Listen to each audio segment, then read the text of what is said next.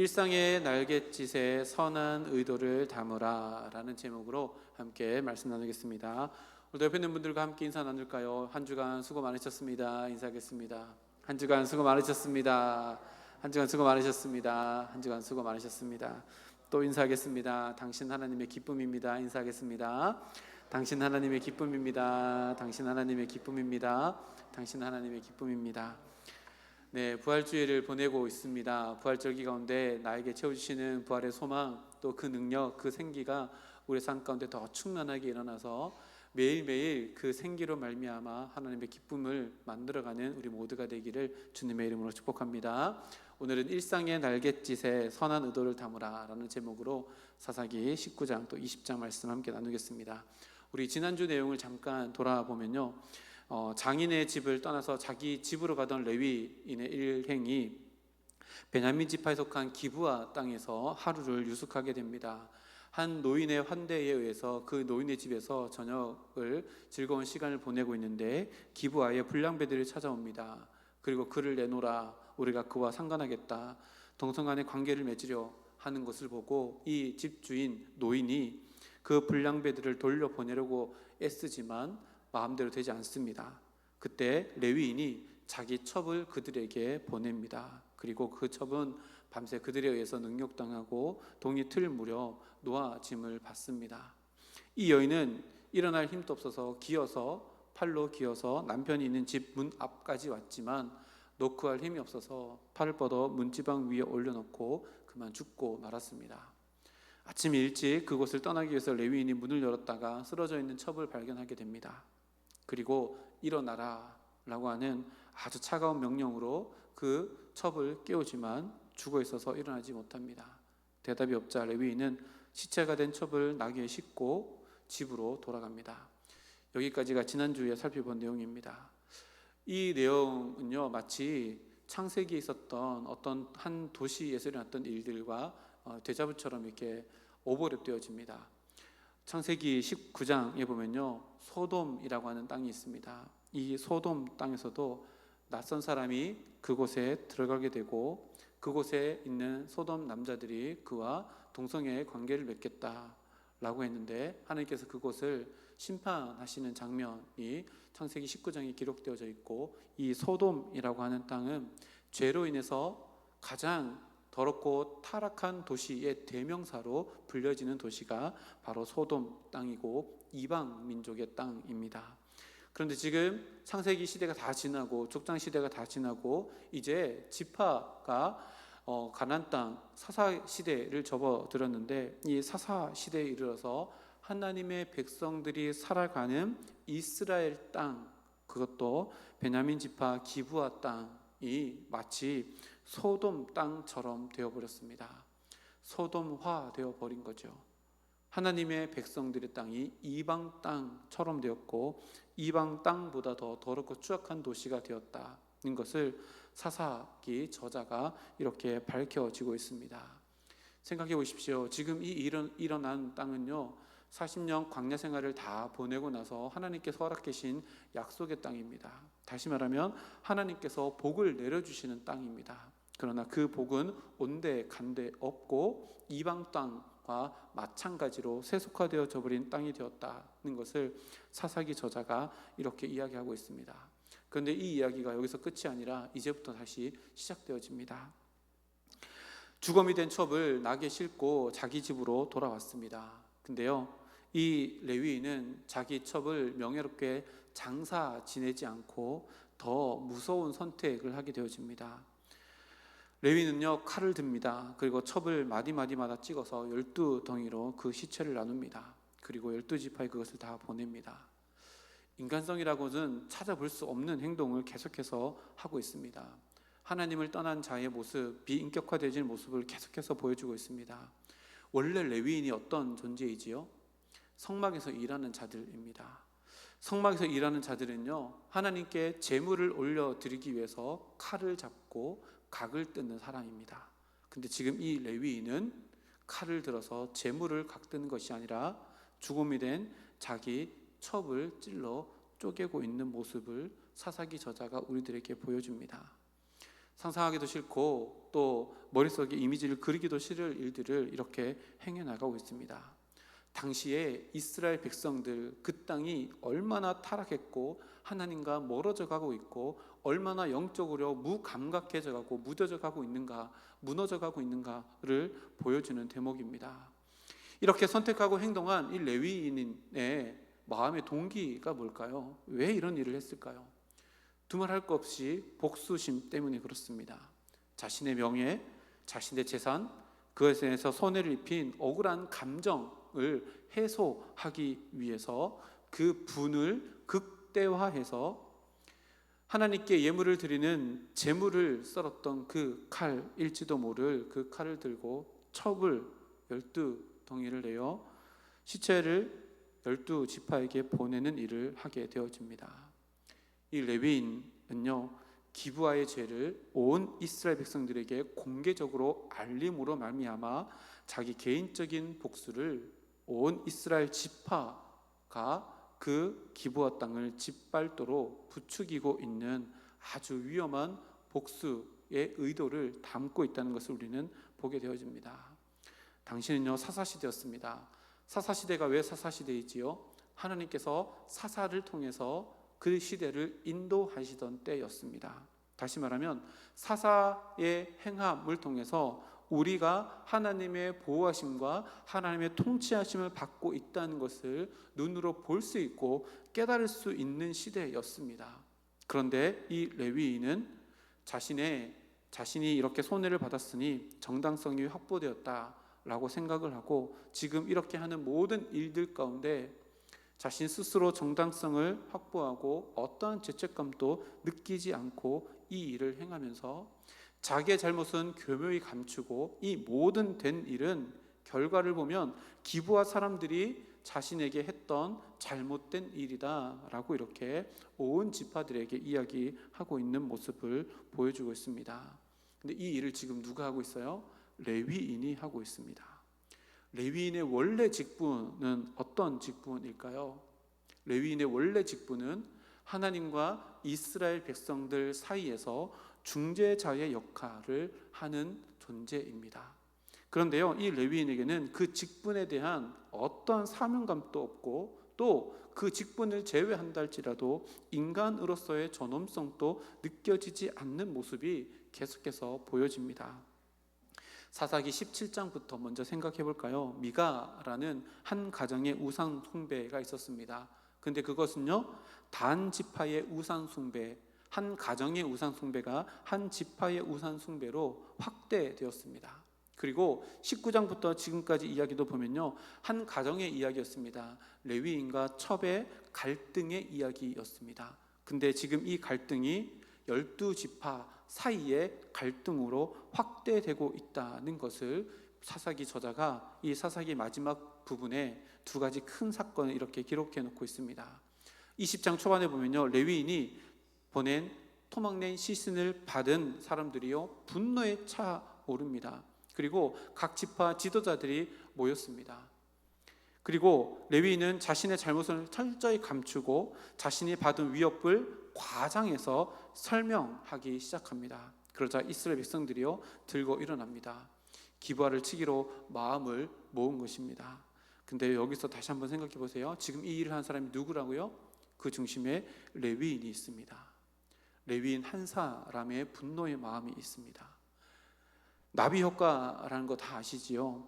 초기에 조건의 아주 작은 변화가 그 결과적으로는 예상치 못하는 엄청난 거대한 변화를 일으킨다라고 할 때 우리가 나비 효과라고 이렇게 이야기하는데요. 지금 사사기 후반에 기록되어 있는 사건들은요, 이 영적인 어두움 그리고 나쁜 영향, 악한 나비 효과, 영적인 나비 효과가 지금 보여지고 있다라고 우리들에게 보여줍니다. 한 사람의 타락이었는데요, 한 가정의 타락이 되고 한 지파의 타락이 되어지고, 한 가정의 불화였지만 그것이 이스라엘 온 지파 12지파 간의 불화로 계속해서 퍼져 나가고 있는 영적인 악한 나비 효과가 계속해서 일어나고 있다는 것을 의미합니다. 이것이 무엇을 의미할까요? 사사기 시대 때 이스라엘 백성들이 이렇게 타락한 것은 한 사람 때문이다는 것을 이야기하고 있는 겁니다. 무엇을 말할까요? 교회 공동체의 분위기를 만들어가는 것은요, 한 사람입니다. 나 한 사람 때문에요, 공동체에 얼마나 큰 영향을 미치는가를 여실히 보여주고 있는 사건이 지금 17장부터 지금까지의 사건입니다. 그래서요, 공동체 안에서 개인으로 존재하는 나를요, 3자의 입장에서 볼 수 있는 시각이 있어야 한다는 것을 오늘 말씀을 통해서 보여줍니다.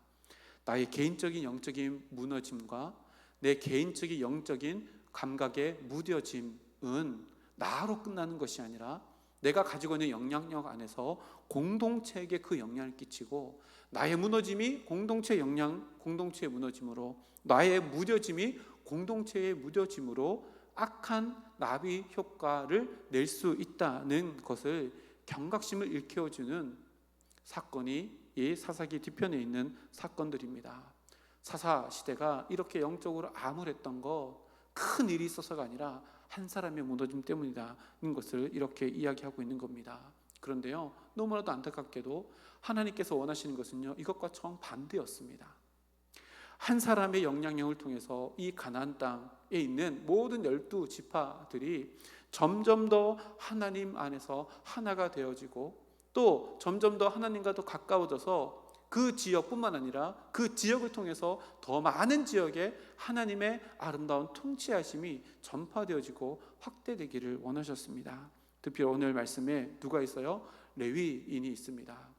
레위인은요, 하나님께서 그들에게 땅을 기업으로 주지 아니하고 너희의 기업은 하나님이시다 라고 하며 12지파 안에 48개의 성읍을 만들어서 그들에게 다 퍼져서 분포해서 너희가 12지파 곳곳에서 살아가라. 그래서 긍정적이고 영적으로 건설적인 나비 효과를 만들어서 이 48개 성읍을 통해서 이스라엘 12지파가 더 믿음으로 성장하고, 그로 말미암아 세상 가운데서 하나님의 영향력을 드러내는 그 지파로 또 하나님의 백성으로 만들어라 라고 하는 사명이 주어졌습니다.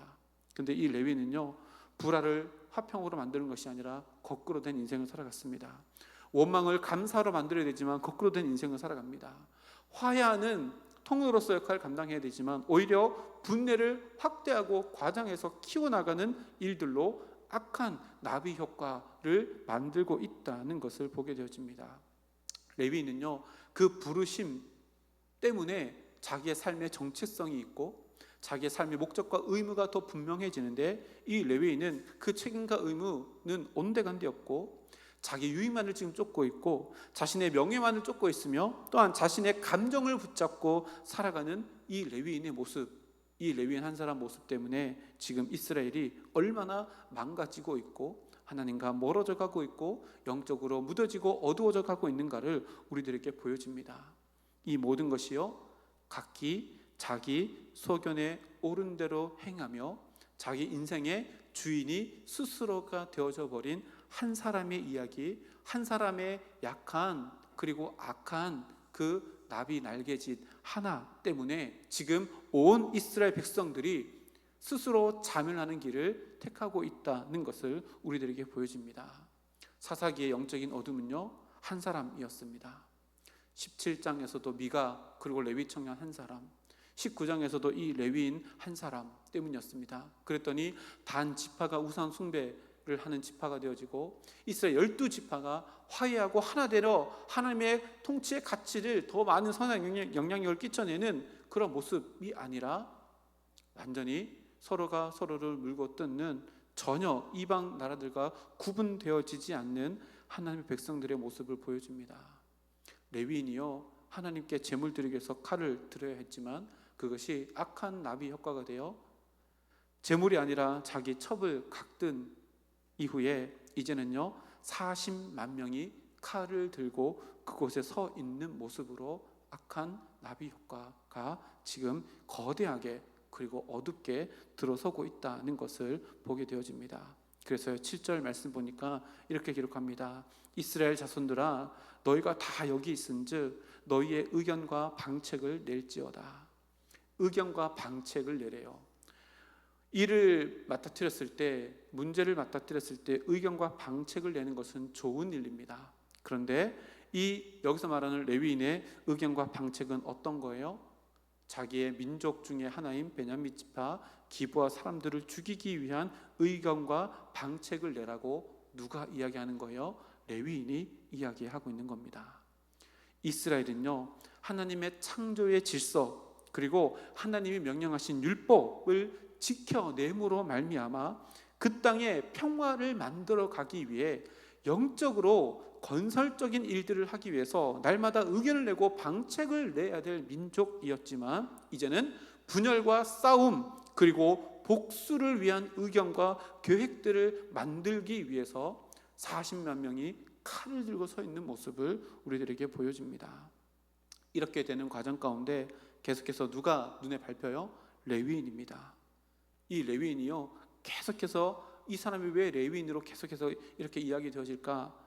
오늘 3절 말씀해 보니까 칼로 무장한 40만 명 보병 그리고 그들과 함께 서 있던 장로들이요, 레위인에게 묻습니다. 이 일이 어떻게 일어났느냐, 이 악한 일이 어떻게 일어났는지 우리에게 그 과정 사건의 전말을 다 이야기해라 라고 했더니, 레위인이 뭐라고 이야기하냐면 4절부터 6절까지 지금 있었던 일들을 쭉 이야기를 합니다. 제가 빨리 읽어드릴게요. 레위 사람 곧 죽임을 당한 여인의 남편이 대답하여 이르되, 내가 내 첩과 더불어 베냐민에 속한 기브아에 유숙하러 갔더니 기브아 사람들이 나를 치려 일어나서 밤에 내가 묵고 있던 집을 에워싸고 나를 죽이려고 하고 나의 첩을 욕보여 그를 죽게 한지라. 내가 내 첩의 시체를 거두어 쪼개서 이스라엘 기업의 온 땅에 보냈나니 이는 그들이 이스라엘 중에서 음행과 망령된 일을 행했기 때문이라. 보세요, 틀린 말은 없는 것 같습니다. 다 일어난 일들입니다. 조금 과장되어져 있긴 합니다. 그런데요, 사실이라 할지라도 어떤 사실일까요? 편집되어진 사실입니다. 이게 중요합니다. 레위는요, 자기를 보호하기 위해서 철저히 자기 잘못은 다 삭제하고 편집하고, 기브아 사람들이 잘못한 것들은 과장해서 악의적으로 편집한 상태로 사실을 전달합니다. 보세요, 지금 기브아의 불량배들이 그 일을 행했지만 기브아의 불량배들이라고 하지 않고 기브아 사람들이라고 해서 확대합니다. 그리고 자기를 죽이려고 한 게 아니라 자기가 관계를 맺겠다라고 했지만 자기를 죽이려고 한다라고 하고 또 과장해서 이야기합니다. 이 모든 것들이 다 결과적으로는 사실이라 할지라도 편집되어서 자기의 정당성만을 확보하기 위해서 이 레위인이 잘못 이야기하고 있다는 것을 우리가 알게 되어집니다. 거짓은 아니지만 자기 중심적인 생각을 가지고 악의적으로 편집하고, 그것이 이제는 나비 효과가 되어서 이스라엘 온 백성들 간에 전쟁을 일으키고 있는 상황을 우리는 지금 보고 있습니다. 그러면요, 이런 모습들이 오늘을 살아가는 우리들에게 도대체 하나님께서 어떤 메시지를 주시려고 이런 사건들을 우리에게 남겨놨을까? 우리에게 어떻게 적용해야 될까? 하나님께서 이 사건에서 레위인이나 기브아 사람이나 또 미스바에 모여서 칼을 든 자들에게 요구하시는 모습이 무엇일까를 생각해 보면요, 그 답을 찾을 수 있습니다. 지금까지 되어진 사건에 등장하는 인물들을 가만히 한번 생각해 보십시오. 인간의 존엄성이 느껴지지 않습니다. 하나님의 백성이라는 이름에 걸맞는 긍휼과 자비도 용서도 하나님의 가치, 하나님의 통치의 방법도 전혀 느껴지지 않고요, 공정함도 느껴지지 않습니다. 미스바에 모여든 무리들은요, 양쪽 이야기 다 듣는 것이 아니라 레위인의 이야기만 듣고 그들이 추구하는 하나님의 나라의 질서가 아니라 자기의 분노 그리고 잘못된 것들에 대해서 자기가 정죄하려는 결정권자가 되어서 그 일들을 정의 실현이라는 이름으로 지금 행하려고 하고 있습니다. 레위 그 사사기는 딱 한마디로 정리하지요. 그때의 왕이 없으므로. 그렇죠. 스스로 왕이 되었기 때문에 진정한 왕 대신 하나님의 자리가 없었다는 것을 이렇게 이야기합니다. 하나님께서 이 땅 가운데, 이게 성경 가운데 기록해 놓으신 모든 인물들은요, 우리의 지금의 모습을 투영하고 있습니다. 우리 안에도 이런 모습이 없는가? 미스바에 모여든 이런 사람들과 결을 같이 하는 마음이 내 마음 가운데는 없는가? 돌아보기 위해서 이 말씀을 우리에게 남겨주셨습니다. 거짓말은 아니지만 나의 평판과 나의 안전과 나를 보호하기 위해서 악의적으로 어떤 사실을 편집하고, 이것이 나비의 날갯짓 처음에는 나비의 날갯짓이었지만 걷잡을 수 없을 정도로 커져나가는 그 중심에 내가 있지는 않는가 돌아보게 하는 말씀입니다. 다시금 미스바에 모이는 사람들을 한번 다시 생각해 보시기 바랍니다. 거기에서요, 그 선택이 아니라 다른 선택을 했더라면 어땠을까 한번 생각해 볼까요? 그 자리에 보였습니다. 하나님 백성들 안에서 이런 일들이 났습니다. 근데요, 칼을 빼들고 우리가 정죄하러 가자, 우리가 정의를 실현하자가 아니라 누군가 한 사람 그것 가운데 엎드려서 우리가 하나님께 물어봅시다. 내 감정, 우리 생각, 우리 계획들 다 내려놓고 딱 한 사람 하나님께 엎드려서, 하나님, 이 순간 우리가 하나님의 백성이라면 어떻게 해야 합니까? 하나님께서 기뻐하시는 일들이 무엇입니까? 라고 한 사람, 미스바에서 한 사람 엎드려서 기도했더라면 그것은 영적인 선한 영향력, 나비 효과가 되어서 전혀 다른 이야기가 그 미스바에서 써내려갈 수 있었을 것입니다. 성도의 삶의 이야기가 어떤 이야기입니까? 바로 이런 이야기가 되어야 합니다. 하나님의 이야기에 동참하기 위해서 발버둥 치는 이야기가 곧 우리의 이야기가 되어야 합니다. 하나님께서 불러일으키는 그 바람을 타고 하나님과 함께 비상하는 이야기를 우리가 만들어가기를 하나님께서 원하시지만, 미스바에 모여있는 모든 사람들은 하나님의 이야기가 무엇일까 궁금해하는 사람들은 아무도 없었고, 자기가 판단한 대로, 자기가 계획한 대로 자기의 분노를 사그러들 수 있는 방법대로 무엇인가를 결정하고 하려고 자기 중심성에서 불어오는 그 마음에 자기 인생을 내어맡기고, 그것이 악한 나비 효과가 되어서 하나님께서 보시기에 애통하고 탄식하게 될, 한탄하게 될 그런 일들을 만들어가고 있는 모습을 보게 되어집니다. 미스바는요, 이들에게 영적인 거울이 되어야 합니다.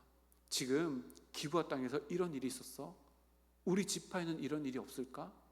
내 삶에는 이런 일이 없었을까? 돌아보아서 엎드려서 기도했다면, 그렇게 기도한 사람이 한 사람이 있었다면 그것은 달라지지 않았을까? 하나님께서 우리들에게 질문을 던집니다. 지금 이곳에 미스바에 지금 모여 있습니다. 지금은요, 이 사람들이 미스바를 어떤 장소로 만드는 거예요? 각기 자기 소견에 옳은 대로 행하는 한 사람 때문에, 스스로 왕이 되어졌던 한 사람 때문에 모두가 다 왕이 되어서 하나님의 법은 온데간데 없고, 이 분노, 내가 볼 때 정죄마다 마땅한 그 기브아 사람들을 전멸시키고자 하려고 하는 뭐예요? 비극의 장소로 지금 미스바를 만들어가고 있습니다. 근데요, 이 사사시대의 미스바가 지나가고 나면 그 다음에 사무엘 시대가 다가오는데, 사무엘은요, 미스바에서 동일한 이 장소에서 어떤 일을 행했을까요? 사무엘은 이 미스바에서 어떤 일을 행했을까요? 미스바로 온 이스라엘 백성들을 모읍니다. 그리고요, 너희들 가운데 있는 우상을 다 제거하라 라고 선포합니다. 그리고 그곳에서 하나님께 엎드려 회개하고 회복의 장소, 눈물의 장소, 애통하는 장소로 만드는 인물이 사무엘 한 사람이었습니다. 그래서요, 사무엘 시대 때, 사사시대 때 만들었던 그 비극의 장소를 회복의 장소로 만들어갔습니다. 누구 때문에요? 한 사람, 사무엘 때문에. 그 장소는 완전히 바뀌었고, 그곳에서요, 뭐라고 선포해요? 우리 하나님은 에벤 에셀의 하나님이시다. 미스바에서 선포하는 놀라운 사무엘의 선한 영향력의 날개짓이 그 가운데 일어나게 되어집니다. 그래서 지금도 기도회 하면 미스바 기도회 해가지고 애통하며 회개하는 기도회로 이름으로 이렇게 우리들에게도 남겨져 있습니다. 이 말씀이요, 우리의 삶을 돌아보게 합니다. 지금 네가 있는 그 가정, 네가 있는 그 구역, 네가 있는 그 부서와 기관에서 네가 하는 날개짓은 어떠한 영향력이냐? 하나님께서 기뻐하시는 것이냐? 아니면 하나님께서 요구하지 않는 그저 너의 마음에 근거한 것들이냐? 우리들에게 물어봅니다. 지금 우리는 부활절기를 보내고 있습니다. 무덤과 같은 죽음의 바람, 또 어둠과 거짓의 바람, 욕심의 바람이 불어오는 세상 한가운데 살아가면서도 부활의 바람, 진짜 생명의 바람을 일으켜내는 자로 우리를 부르셨다는 것을 다시 한 번 더 기억할 수 있는 절기를 우리가 보내고 있습니다. 내 삶의 자리를 오늘 말씀에 비춰서 되돌아보며 하나님, 나는 사람들에게 어떤 영향력을 끼치는 날갯짓을 하고 있습니까? 스스로 자문하며 기도하는 가운데 그것에 대한 하나님께서 보여주시는 그것을 붙잡고 더 깊이 있게 내 마음의 중심을 하나님께 내어드리는 우리 모두가 되기를 주님의 이름으로 축복합니다. 함께 기도하겠습니다. 하나님,